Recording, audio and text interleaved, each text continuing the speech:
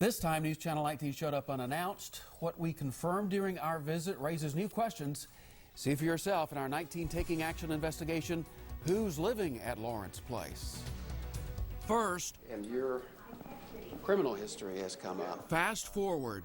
Could you just explain to us what happened in Wisconsin? To this chilling conversation. What do you mean, what happened? What were you convicted of, and what were the circumstances that led to that conviction? That's really nobody's business. Nobody's business? Let's rewind so you can decide for yourself. Our story begins here. We walk into Lawrence Place with our News Channel 19 cameras rolling. This surprise visit is part of our 19 Taking Action investigation. When we get inside, it appears there's nobody in charge, raising the question, is Lawrence Place secure? We go deep inside the facility to the kitchen. Finally, we find one of the owners of Lawrence Place. Hey, Mr. Jacobson. How are you doing? We just wondered if we could just take a look around, because this time you didn't know we were coming, and out of fairness, we thought you could show us around, and that would get rid of anybody's fears who thought you had gotten ready for us.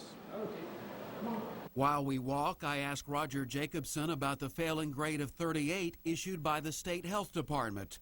A major reason? Nobody in charge has an assisted living administrator's license. Why do you not have your license? It seems like that would just be an easy matter to get a license and take care of all this. I've been licensed in California, Wisconsin, and a number of other states. With all due respect, you know this industry. Why don't you have a license here in Alabama? I never saw the need. No need? Jacobson fired his licensed administrator in May of 2007 to replace her with this woman, Renee Bragwell. This video is from a News Channel 19 interview last month. Bragwell remains unlicensed. Why was she put in the position of administrator to start with, if that's the case? Because she's a people person and she's good with people. News Channel 19 viewers have expressed concerns questioning Jacobson's professional judgment about Bragwell. Now, you know Renee quite well. Characterize your relationship for me. Just, are you married or are you engaged? No. We're friends. You're dating? Yeah. Okay. One of the complaints people have is that she is administrator. That's the way she's listed, but they say she's never here. Well, she's not here as much, and that's why I'm here all the time. Our 19 Taking Action investigation uncovered one situation most disturbing. Now, tell me about Jim Jacobson. What about him? He lives here, right? Yeah.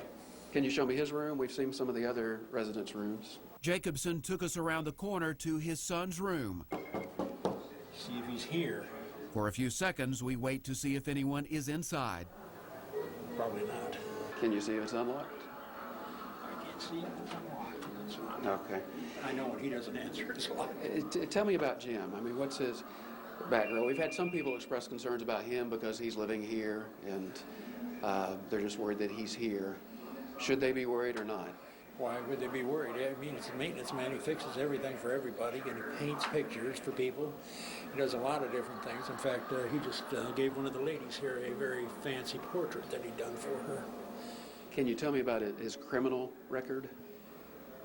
I tell the truth, he's my son, but I really don't know that much about it. It was a one-time incident years ago, and that's the only thing I know. He is on parole, though. Yeah. From Wisconsin? Yeah.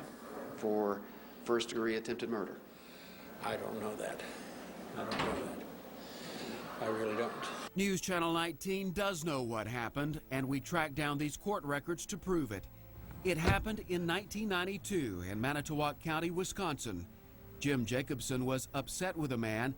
He lured him to a park to talk, but there was an eventual witness, a birdwatcher, already there. So he convinced the man to go to a wooded area. When they got there, Jacobson put a .25 caliber handgun to the man's neck and pulled the trigger. Left for dead, the man miraculously survived. A jury convicted Jim Jacobson of first-degree attempted murder. He remains on parole to serve out the rest of his sentence. That's really nobody's business. That brings us back to our encounter with Jim Jacobson. Well, the reason people are concerned is because you were convicted of a violent crime, and you're living amongst people who most would consider vulnerable. So that's why the concerns have been raised, and that's why we're asking the question. Would you care to explain? Well, what I got convicted of was doing the wrong thing by taking the law into my own hands. And a person shouldn't take the law into their own hands. You have to hope people will learn from their mistakes and not repeat them. We wish Jim Jacobson well as he pays his debt to society. He says he has about 2 years left on his sentence.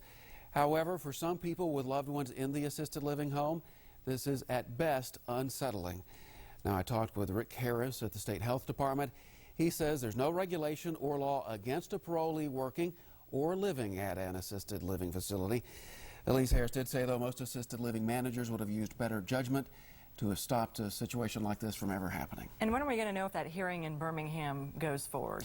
Well, we should know very soon. The State Health Department wants a signed agreement from Lawrence Place in hand by tomorrow afternoon, or they say that hearing's going to move forward. Very interesting. Thanks so much, Greg.